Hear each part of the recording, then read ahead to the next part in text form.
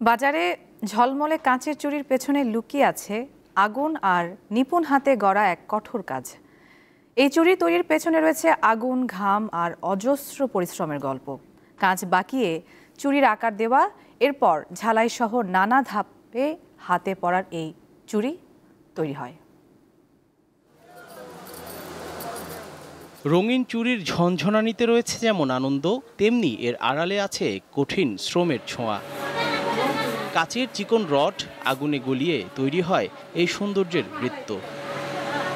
প্রথম ধাপে গরম করা হয় কাচের রড। তাপে নরম হয়ে গেলে তা মোচড় দিয়ে কারিগররা হাতের নৈপুণ্যে বাঁকিয়ে তৈরি করেন বৃত্তাকার, যাকে বলা হয় চুড়ির ছাঁচ।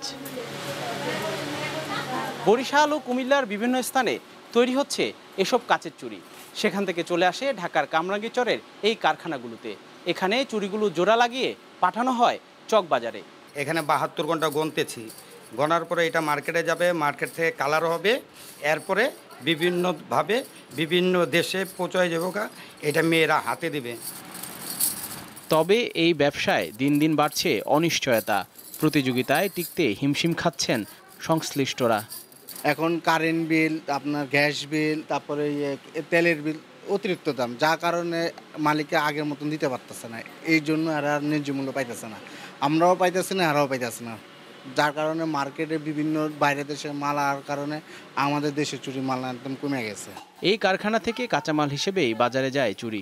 এরপর নানা ব্যবসায়ীরা চুড়িগুলো কিনে নিয়ে এতে রং ও নিত্য নতুন নকশা করে বাজারজাত করেন। জহুরুল মোহসান, দীপ্ত সংবাদ, ঢাকা।